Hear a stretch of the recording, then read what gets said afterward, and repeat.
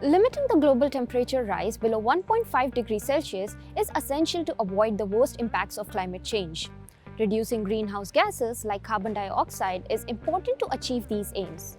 It is not possible to electrify everything, and alternate fuel options based on renewable energy are required.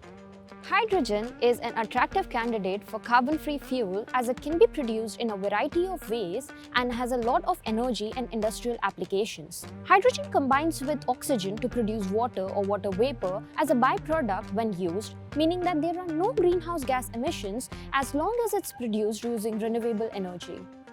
Unfortunately, hydrogen is currently produced using fossil fuel technologies which release a lot of greenhouse gas emission.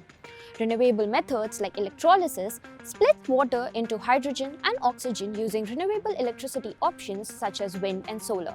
At the moment, this is still too expensive and researchers are looking for ways to make it cheaper. Given the vast pool of applications of hydrogen, it is important to focus on techniques to produce low-cost, large-scale renewable hydrogen generation. This is the solar simulator and is an important part of this research. It has a lamp inside which is calibrated to provide us light similar to what we receive from the sun. And this is the lab where I work with Dr. Fiona Beck on direct solar hydrogen generation. Our research at the Australian National University focuses on direct solar hydrogen generation systems using low-cost materials and existing solar cell technologies combined into one system to produce hydrogen cheaply and efficiently. Our system combines the current silicon solar cell technologies used to produce electrical energy from sunlight directly with catalyst-coated electrodes where the water splitting reaction happens. Our system achieved a direct solar to hydrogen conversion efficiency of 20%, meaning 1/5 of the sun's total energy is converted and stored as chemical energy in the form of hydrogen.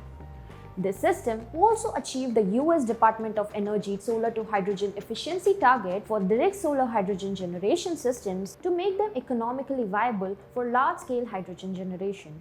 For the widespread applications of hydrogen to flourish and drive down the greenhouse gas emissions, we need cheap and renewable hydrogen. Direct solar hydrogen generation could potentially provide a low-cost pathway towards hydrogen generation if we can continue to improve the efficiency and lower down the system cost. And it is a goal worth pursuing.